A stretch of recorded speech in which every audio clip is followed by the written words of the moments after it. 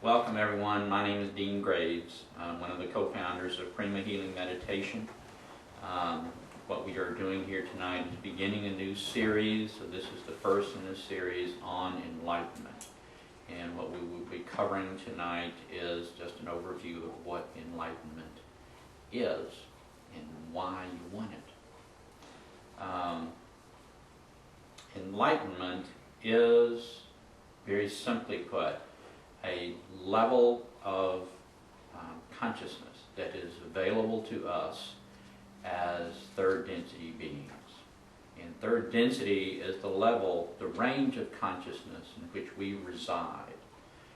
For those of you who did not attend our fall series, there are 8 levels of consciousness. And so we are relatively low on the totem pole. We are nearing the end, actually at the end, past the end of the term of third density that we have been experiencing for approximately 76,000 years. And we are in a grace period, we're in overtime right now. And we have a short period of time in order to graduate from this level of consciousness. Enlightenment is not necessary to graduate from this level of consciousness. It is a very desirable state to achieve or to accomplish. It is seldom accomplished. It has been very sparsely accomplished in our experience on Earth. But that notwithstanding, there are significant benefits and significant experiences to be had on the way to enlightenment. And so it's not necessarily reaching the goal of enlightenment that is the most valuable. It's the journey to get there. And there are lots of rewards along the way. Without rehashing too much of what we've covered before, but to try to give you enough information so that you can understand what we are doing. We are the creator.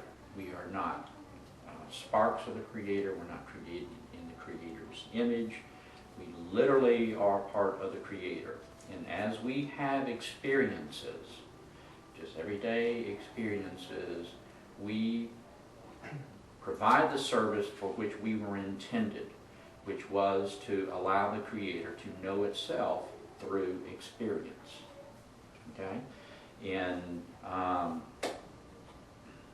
what we are doing in this level of consciousness, in this experience on Earth, is one of an infinite number of other experiences like ours, but different from ours. They are our level of consciousness, but something is different about their experience. There is no duplication in all of creation, because the purpose of creation is so that the creator might know itself.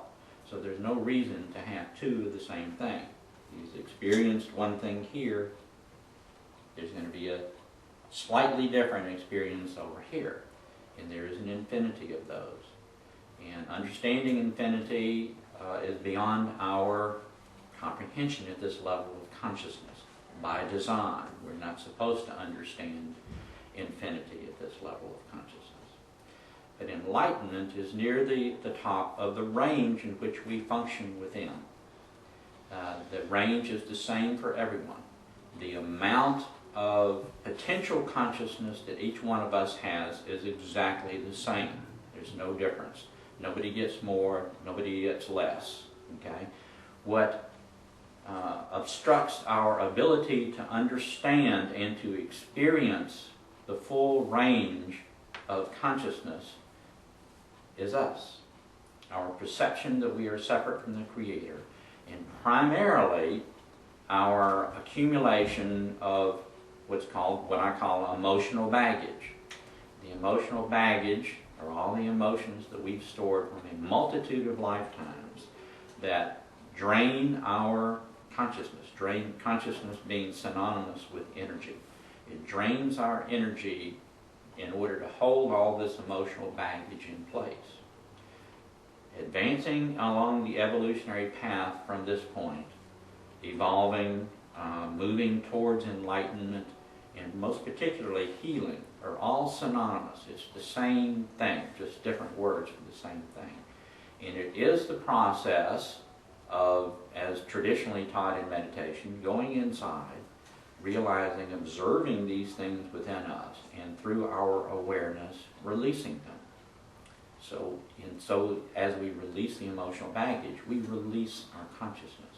Our consciousness rises. That's what we're striving to do by seeking enlightenment, is permit our consciousness to rise to a point where we experience enlightenment. Enlightenment is not something that you have to do other than heal yourself. We have the perception, because of the range of the level of consciousness that we experience. We generally have the perception that we have a polarity. We have good on one side and we have bad on the other. And we have to choose whether we're going to do the good or whether we're going to do the bad, whether we're going to do the painful or the non-painful, whether we're going to continue in pain and suffering or whether we're going to be happy. Happiness is not just a decision that we make, or unhappiness is not a poor decision that we make. It is a product of our level of consciousness. Okay? Our behavior is determined by our level of consciousness. And what actually exists, rather than a polarity,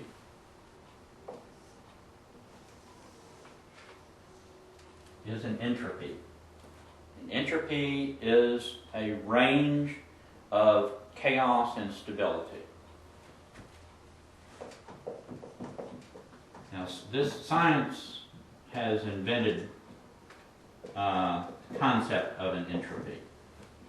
And in science, they use thermodynamic energy as the reason for an entropy. But if you consider that at the top you have absolute stability of any entropy.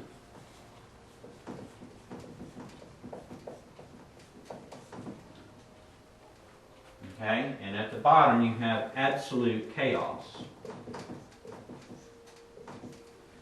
Now, just thinking about that in our level of consciousness, we perceive stability and chaos to be polar opposites. They're not. The opposite extremes of the same scale. This is all connected. What we are doing is experiencing various levels of chaos and seeking stability. And entropy, by its very nature, seeks stability. By our very nature, we seek stability with alignment with the Creator. What does that, what is our measure of how well we're doing, is happiness. The happier we are, the more aligned we are with the Creator. And I don't mean a temporary happiness. And, I got a new car and I haven't wrecked it yet, so I'm happy. That's not what I'm talking about. That's just an insert. I'm talking about long time, forever happiness that you just feel all the time. Now, on this scale, we'll consider is all of creation. That is how all of creation works. You have absolute stability, which is the same thing as the Creator. And down here you have absolute chaos. And you can imagine whatever you want as absolute chaos. And on this scale is divided into 8 layers. 1, 2, 3, 4, 5, 6, 7, 8.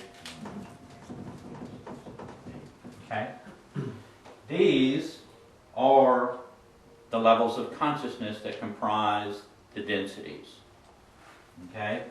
And this level of chaos would be inorganic matter. And autonomic animals, small single-celled animals. This level, the second density, just for the sake of simplicity, is organic matter, plants and animals. In this level is us. Our first level, we have a body, we have a spirit, we also have awareness. So this is where we are on the scale, okay, on the evolutionary scale and how far we have to go. Now taking this and expanding this, we also,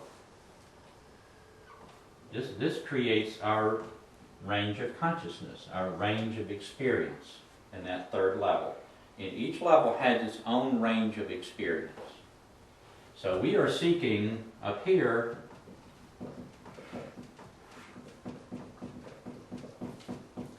absolute stability relative to the potential that we have within our range.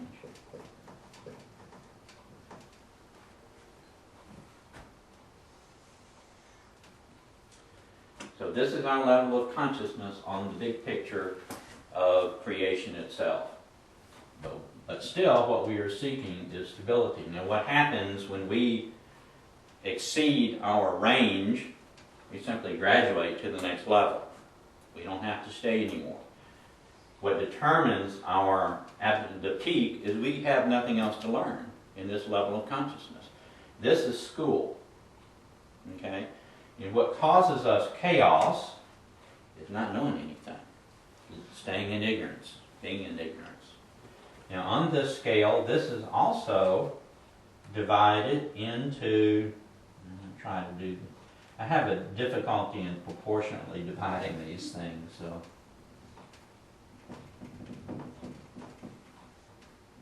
Be forgiven.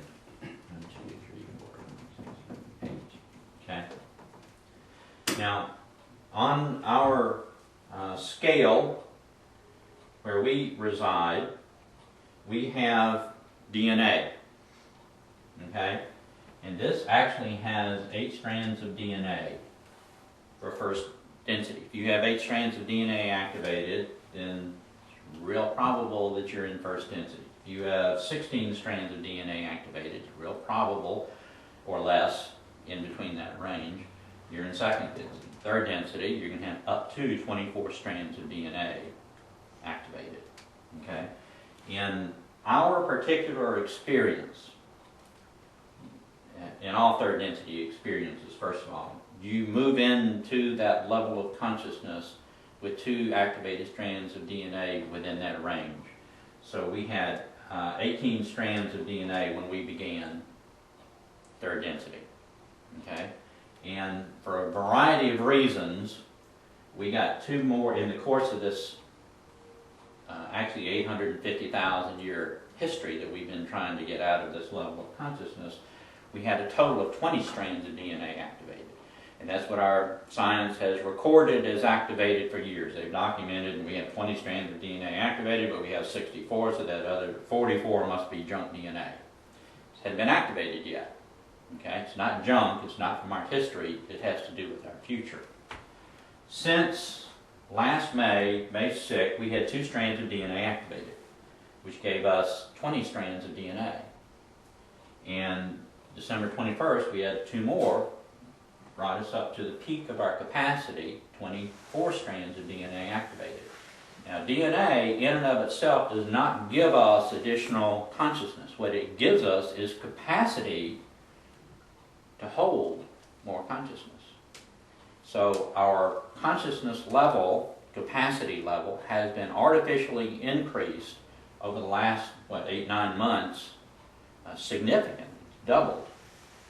And we are experiencing beginning changes in that. The people that are ready and able and aware enough to start filling that capacity are experiencing significant changes in their life. Okay? But what this amounts to is our first chakra, our second chakra, third, fourth, and so forth, up to our 8th chakra.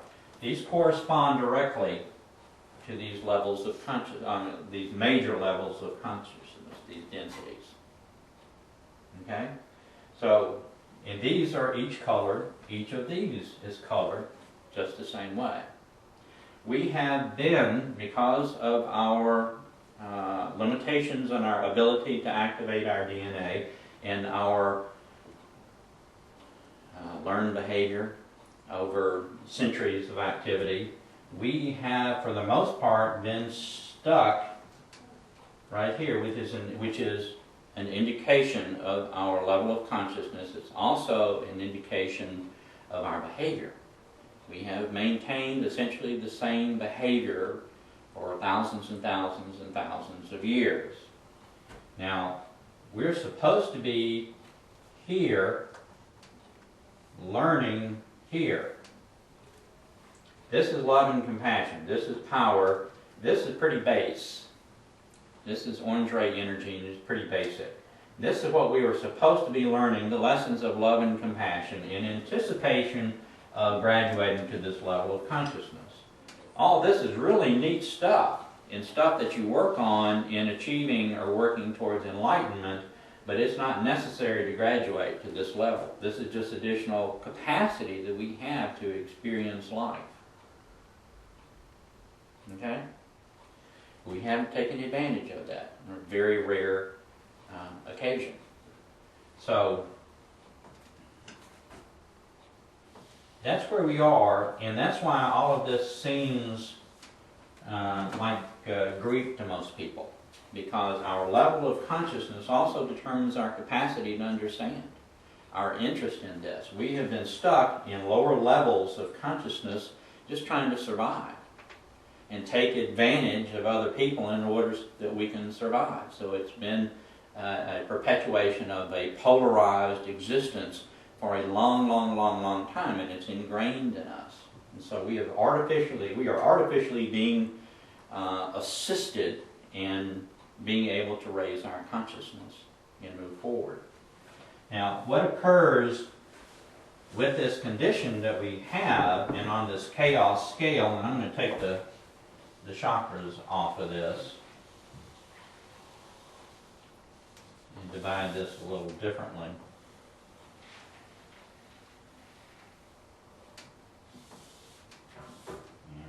It's just a straight line from quickly just erase it. Our behavior is determined by our level of consciousness, and that can be divided essentially into three major categories.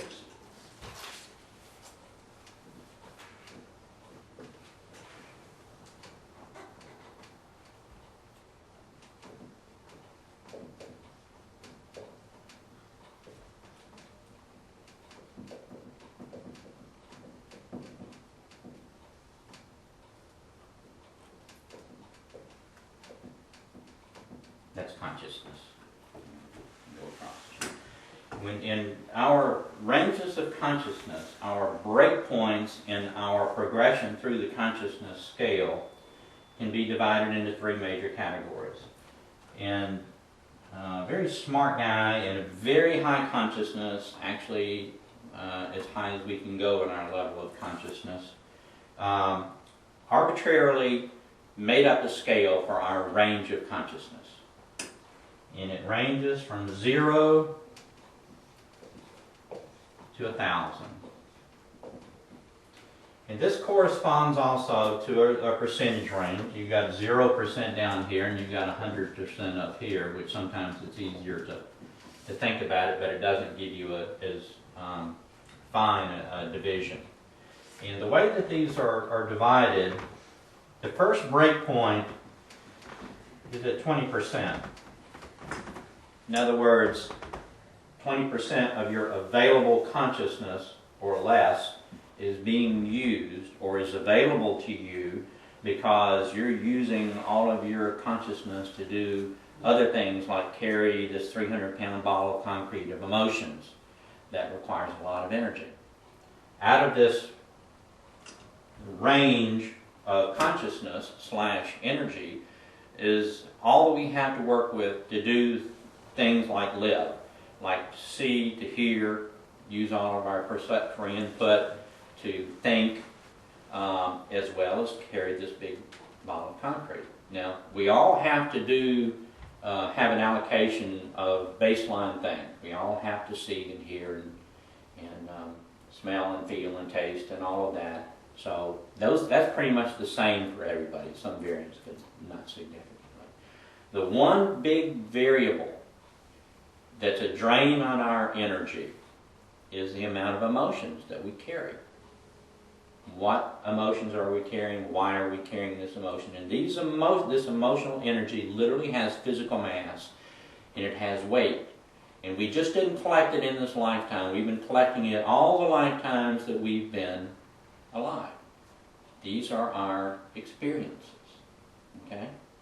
So when we progress through the evolutionary process to get about to where we are now, ideally sooner, but later is okay, there's no race, there's no time clock, then we do what is called awakening. And awakening is nothing more than elevating your consciousness to a level, a minimal level, that you can realize that you're doing this and it's time to take charge of it and start getting rid of it, to liberating the consciousness / energy that we have available to us, which again is synonymous with healing. That is how you heal, physical, emotional, or mental. Okay? Now we're doing good, no questions. I know I'm not explaining it that way. So where we have an individual consciousness level, that all adds up into a collective consciousness level for all of our experience. Where we are in this stage of our development, we should be on this scale about 45% collective consciousness. Okay, that's how much, taking all the people in our experience into consideration and averaging them all out, we should be in this range. Until 1998, we were below, collectively, 20%. And because of the help of our higher selves and our good buddies that we can't see but they can see us, we have brought that up to 28.5%.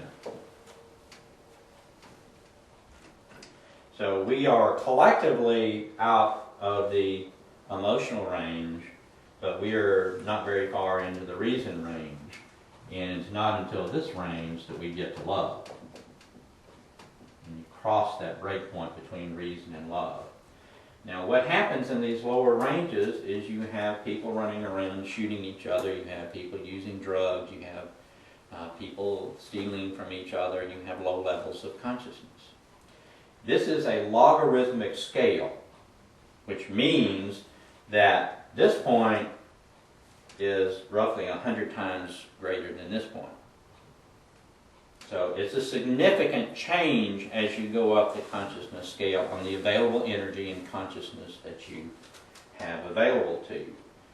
We have at this point, at the time that Dr. Hawkins did his initial calibration, which was, or his last calibration, which was in 2005, 78% of the world population was below the level of 200. Since that time, in 7 years, we have brought that up to 72% of the world's population being below 200. Okay? Which is a significant increase, considering it took us 850,000 years to get up to the 78%. At the time, what is also interesting, at the time that he did his last calibrations before printing that, the United States had 49% of its population below this level, significantly above the world collective population.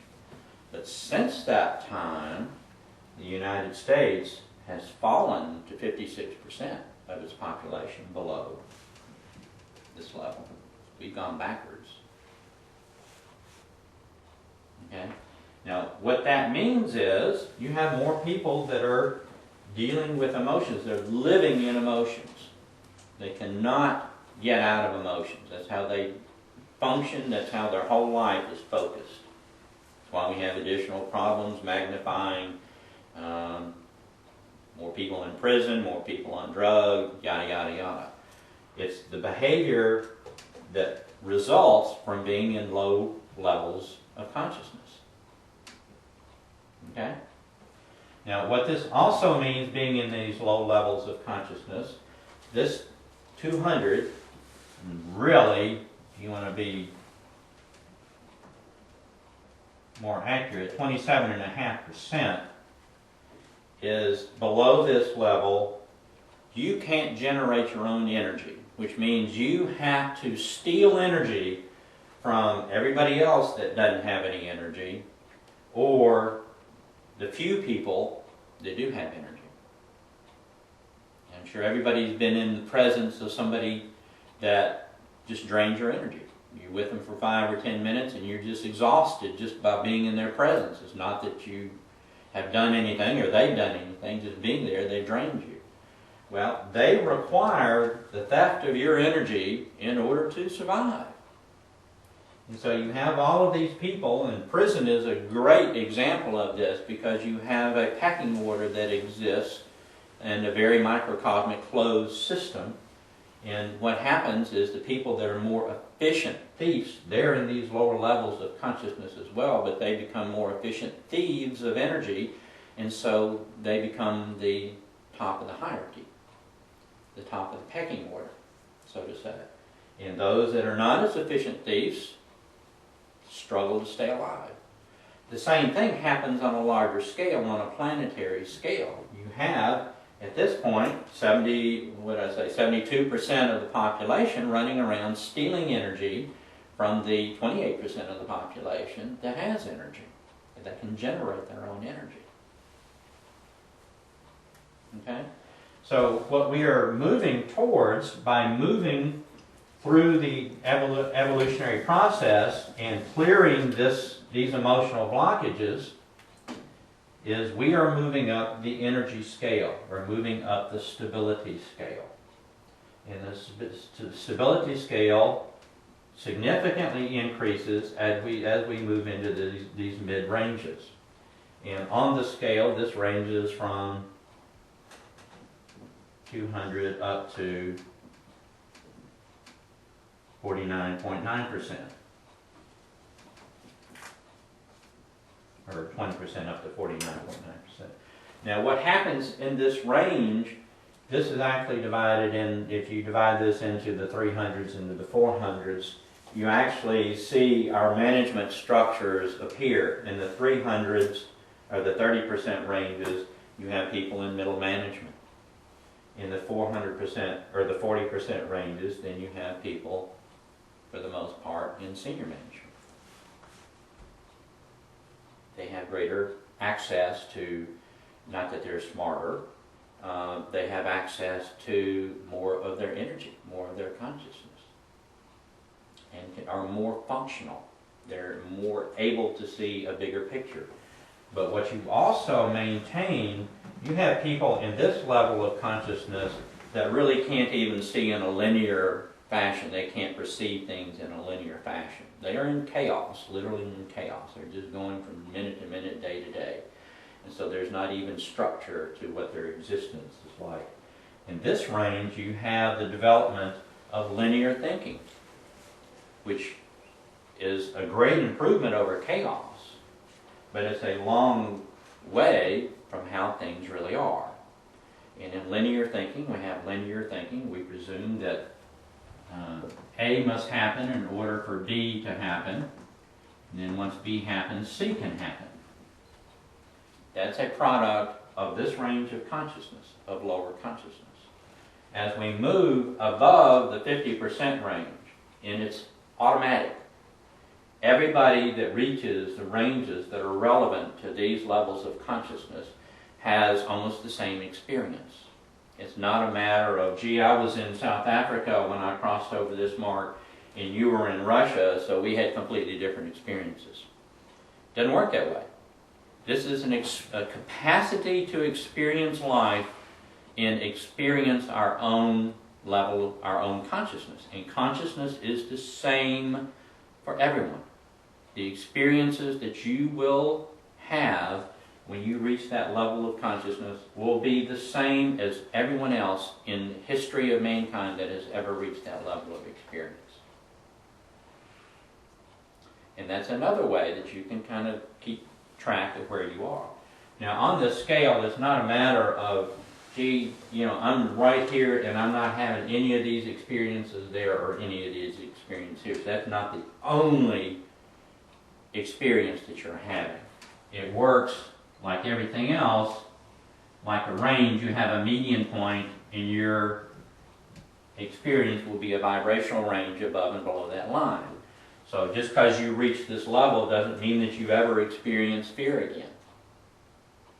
You will experience fear. That the emotions are how we experience life. So we will, as long as we're here, experience emotions.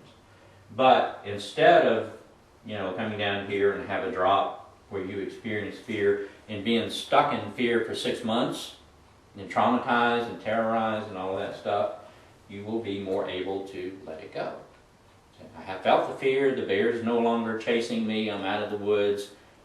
I'm not afraid anymore. That was just an experience that I had. The higher you move up the consciousness scale, the more that will occur. Your perspective broadens. You move out of that ABC linear thinking capability, and as you move up the consciousness scale, then you become more and more objectified. You are able to look at experiences from outside and have all the learning, have all the experiential learning without being engulfed by the emotions of the experience. In order to get to those levels, you have to have more consciousness. And since we all have the same capacity for consciousness, it's necessary for us to lighten the load. We can't tax ourselves anymore, so we have to cut expenditures. And the expenditures are what we're allocating energy, consciousness on to carry around with us. It's time to heal. It's time to get rid of the burdens that we're carrying. Okay? I'm getting a lot of nodding, but you know, no, some blank stares there too. What are you talking about? Does that make sense? Yes. Okay. Good. Okay. Well, that is what we are doing here.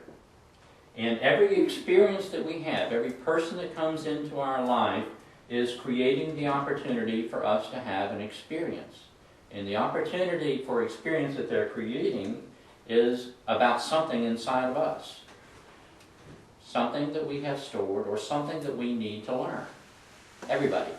Whether we meet them for 5 minutes on a street corner or whether we're with them for 50, 60 years, their purpose is to bring us messages about ourselves so that we can become aware of these things that we have stored within us.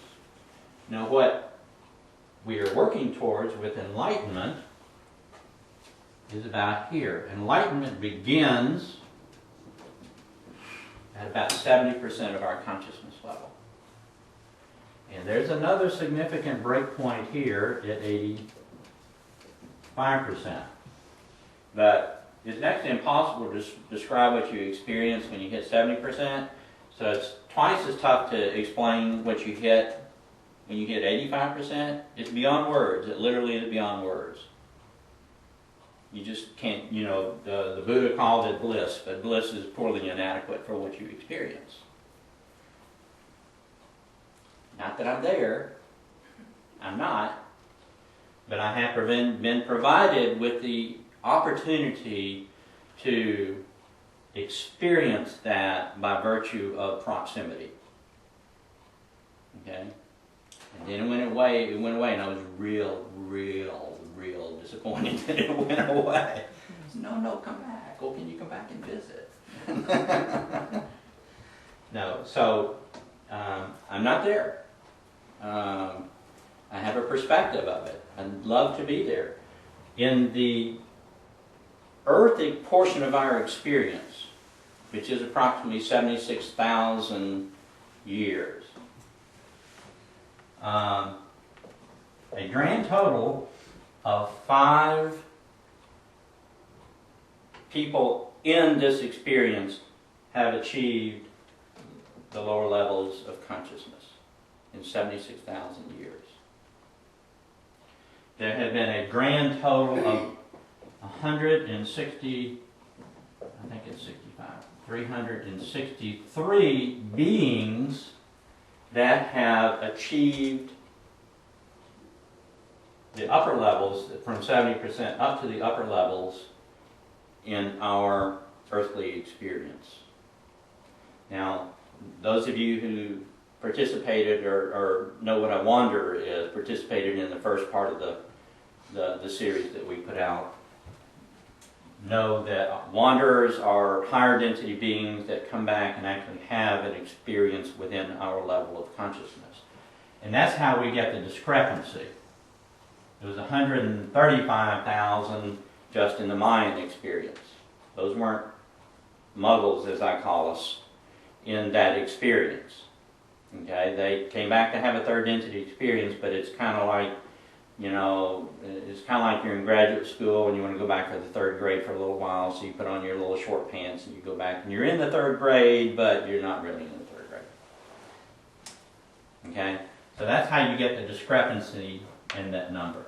And one of the reasons they did that, to see if the experience was too tough, to see if they could do all that was possible within allocated time and conditions and so forth. But my argument, and I don't know that they agree with me or not, but my argument is, well, no, you can't bring back graduate school students and put them in third grade and be surprised if they excel. You know, it's an energy thing. So anyway, 5 is what Earth has produced out of the muggles that have been in this experience. Now, since we began our experience, which was approximately 850,000 years ago, and 5 totaled 76,000 Earth experiences ago, billions of lives, there have been 148 muggles that have achieved enlightenment. Out of 850,000 years and billions of lives, and that's how many have achieved enlightenment. Now, they wonder, well, why should I even try? 148 out of billions of lives and all of that. There are significant experiences to be had along the way. And that's why I emphasize that the journey is every bit as important as the goal. You don't have to achieve enlightenment in order to get to the next level of consciousness. What you want to do, because in and of itself, compared to where we are, it has wonderful offerings. But in order to get to this level, you will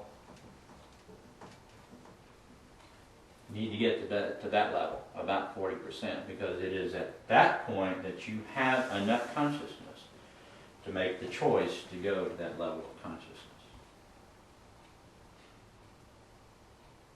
Now this works, some of you know that you're wanderers, and this works for wanderers as well as muggles.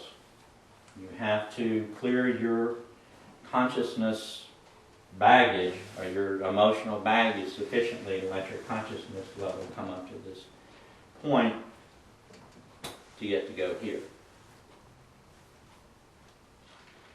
Okay? And so, you know, following the thinking, well, why should I even try? Particularly people that are in the emotional ranges down here. It's a carrot and stick situation. I mean, certainly this is the carrot, but this is the stick. Staying stuck in your emotions. Living in pain and suffering. So, you know, depending on where you are on the scale, you know, if you're feeling the stick, then you need to get rid of the stick so you can move up and experience some of the carrot. And the rule of thumb on how you're doing, very simply, is how happy you are. That's the big carrot all along the way, and that intensifies, and you give it additional names like joy and love and yada yada yada. But it's all just continuation of happiness. Now, what happens at this point, the 50% mark, is lots of things. For the first time, what we consider love down below becomes replaced with a true experience of love. And there's no requirement, there's no codependent relationship involved. You just feel love. You can't help it. And as you progress up the scale to 54%, still in the 50s, you experience unconditional love. There's not another thing that you have to do. You don't have to study real hard. You don't have to be in the right place at the right time. When you achieve that level of consciousness, you just feel it all the time. Eckhart Tolle, when he began to move up the scale, he felt so good he was homeless for 2 years. He just didn't care about any of the stuff that we consider to be so important, so valuable. What you are doing as you move up the scale also is you are unattaching from the physical. So things that are vitally important, like survival, which is emotional consideration, fear, guilt, shame, apathy, all of that, pride is down here. The United States Marine Corps runs on pride. Pride's right about here. Maybe significantly up from where they were functioning before, but they're not even generating their own energy yet to function. They still have another 25 points on the scale to begin positively generating their own energy. Okay? And the hush is still over the crowd. Dean, you mentioned earlier, oh sorry. Go ahead. You mentioned earlier that we will encounter certain people at some point in life that maybe it's a lesson we have to learn. Every person that you encounter is bringing you a message for you to learn from. Okay. Not one, all of them. Well,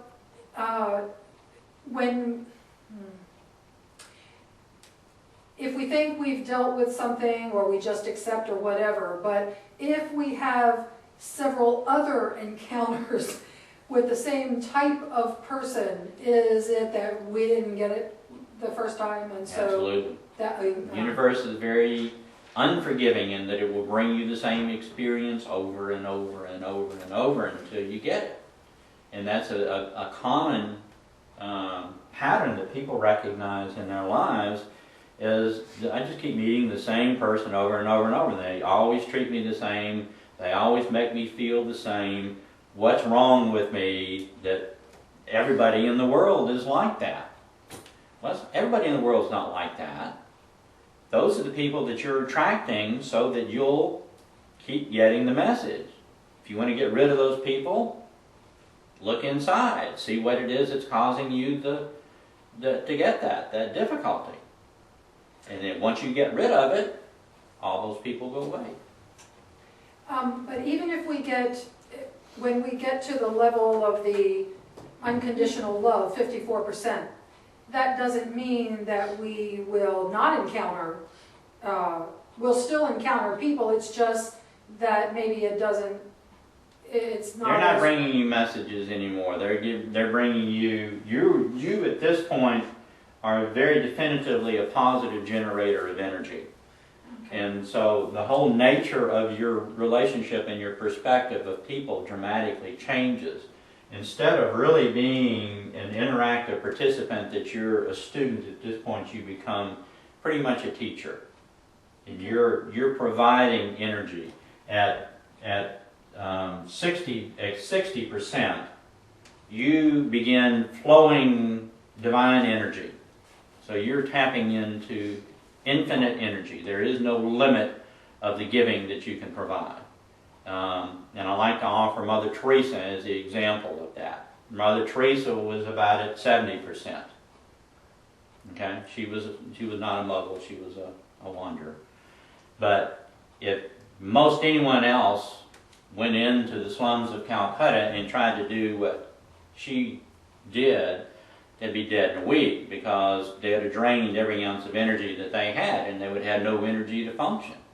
But because her level of consciousness was so high, it wasn't her energy that she was giving. She was just channeling intelligent infinity, divine energy through her to do what she did.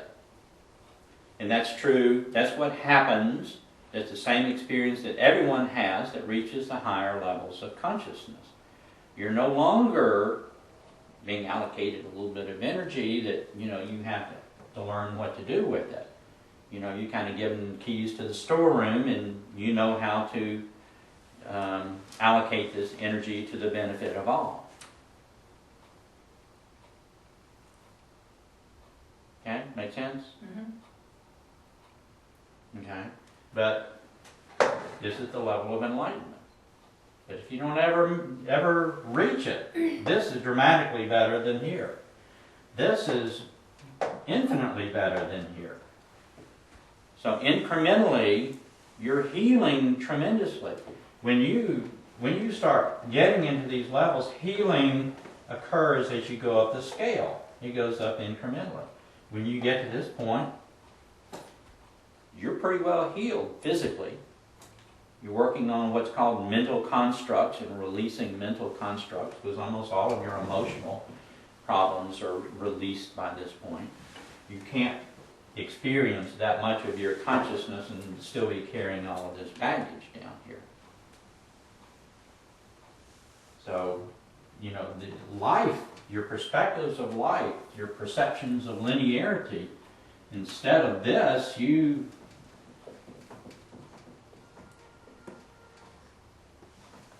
experience manifestation. That's how things actually work in creation. But our limited consciousness compels us to see it in this way. This is dramatically emphasized by science in this level. And this is the level of science and medicine and law, the range of reason in there. And it's still very much trapped in that linear perspective.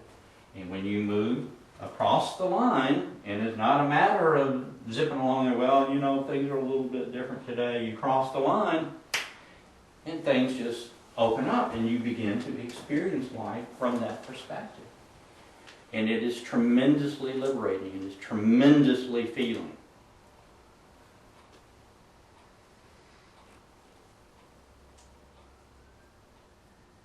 Okay? That's why you want to consciously work on raising your consciousness, to get out of the pain and suffering, get away from the stick, and get in to the carrot stages of it. But be aware of where you are.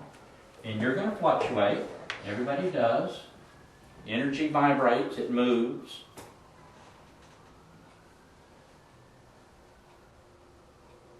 And this actually creates what we're going to be talking about beginning next week, the human vibration, and how all this occurs, how we store all this stuff, what is our energetic structure, and how it intermingles with all that is around us, and how we can be aware of that.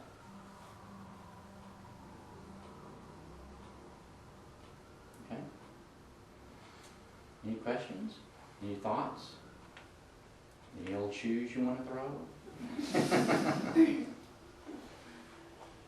Just kidding on the last one.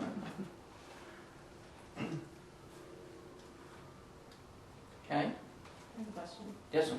How do you measure collective consciousness? Ask her higher self. Yeah, I don't. Yeah, my collective consciousness meter's not working, so I just ask my higher self. And your higher self knows all of this, and that's who has taught that to me. And you can learn to talk to your higher self. And talking to your higher self, actually, and we teach that. As you move up the consciousness scale, your communication with your higher self becomes infallible because your veil disappears. The thing that keeps us stuck down here and we can't talk to our higher self is called our veil. It's an electromagnetic shield that magnifies and intensifies our experience in this level of consciousness. And as you move up the consciousness scale, it becomes semi-permeable so that you can penetrate that and talk to your higher self, and it just kind of gets pushed out of the way as you continue to go up the consciousness scale. And a lot of people that channel or talk to ghosts or whatever, they still have a veil, but a veil, the thickness of a veil is variable. And while we all have the same level of consciousness, one of the things about our individual experience here that is variable is the veil. And some people, a lot of the children that are coming in now have no veil at all. There are several people that have a very thin veil. They may only have a 10% or a 25% veil. The average thickness of veil, and assuming again there's 100% potential, is about 60% of the 100%. So that's kind of the median level of, in our experience, the thickness of the veil. Okay? Which is another thing you can ask your higher self, and your higher self can tell you how thick your veil is. So if you have intuitive abilities and things of that nature, and you hear things and that kind of stuff, your veil is probably fairly thin. Okay? I thank y'all for coming. Hope to see you in 2 weeks. We're going to do begin the human vibration in 2 weeks, and just have just as much fun as we did tonight. Thank you, Dean. Thank you.